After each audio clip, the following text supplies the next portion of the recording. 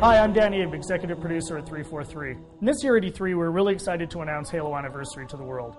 We wanted to give an example of campaign, so we used Silent Cartographer to really highlight some of the exciting features we're developing for the game.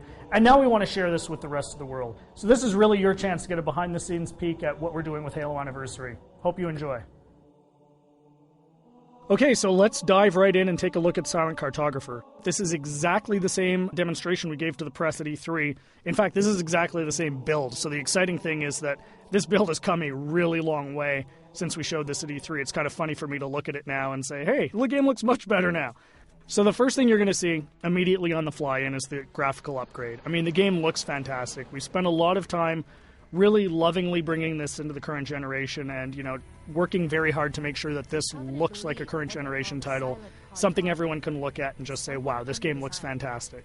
But the big test is really, how does it feel? So let's take a look. So we're going to charge the beach here. First thing you're going to get a taste of when you pick up this game and start playing is that this plays exactly like the original. That was a core development principle for us, is this game needed to play exactly the way it did 10 years ago. I mean, this is the game that launched a generation of shooters, so we had to make sure that that feeling was identical to that experience that everybody remembered 10 years ago, because this is really a gift to the fans. This is a way to relive the experience of playing Halo 1 for the first time, so we really wanted to make sure it was identical. And the way we did that was actually a fun technical trick. We're actually running portions of two engines at the same time. So the underlying code, the code controlling how the game feels, how the AI reacts, all of that stuff, is a lot of it's the original Halo 1 code, and that was really the best way for us to ensure that the game played exactly the same as it did 10 years ago. But on top of that, we've layered a new graphics engine that allows us to, make the game look fantastic and look like a current generation title. So it's really a great mix of the two. So at the end of the day, your Halo fan gets a game that plays exactly like they remember, but looks like a current generation title. We get some other benefits from this as well. As I said earlier, and I say this all the time, the primary goal for this game is to make sure Halo fans can relive the experience of what it was like to play 10 years ago. And one of the big tools we have in our box to do that is Classic Mode. So what's Classic Mode? At the touch of a button, you can swap back and see how the game looked 10 years ago. So here it is. This is, Halo 1 10 years ago.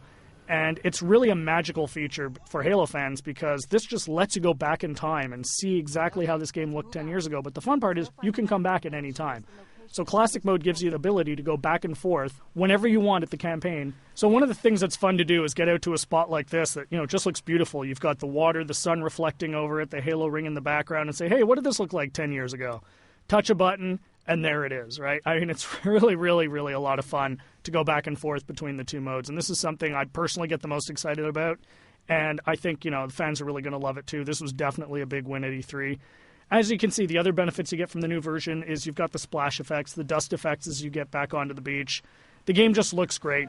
The other thing that's fantastic is for the first time, we're going to have co-op over live for the campaign. So you can hop onto the Warthog with a buddy and just plow through this game and, start mowing down grunts and elites and, just team up with a friend. Get on, go, hook up on live and play through the campaign together. And, we think people are really going to love that too.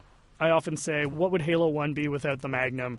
And, of course, the Magnum's back. Everyone remembers that fantastically overpowered pistol that just enabled you to walk through and just mow through hordes of enemies. Tremendous amount of fun. So, we're excited to bring that back as well. Again, you can see the game plays exactly the same as it did. Cannot highlight that enough. That was really, really important for us to make sure that this game played the same as it did, because this is really an iconic game. This is the game that convinced a lot of people, myself included, that you could actually have a fun first-person shooter experience on the console. I mean, I was a hardcore PC shooter guy, who said you're never going to make a game on the console that is going to, make me want to play. And this is the game that changed my, my impression of it. And it's the same for millions of Halo fans. And those fans, that's who this game is for. This game is really a labor of love for us here at 343, and we're really excited to be able to present it to you. So there's your sneak peek of Silent Cartographer. Really just the tip of the iceberg. We've got a lot more features we're going to announce as we get closer to launch. Come to Halo Fest at the end of August and see the whole game in action. See you then.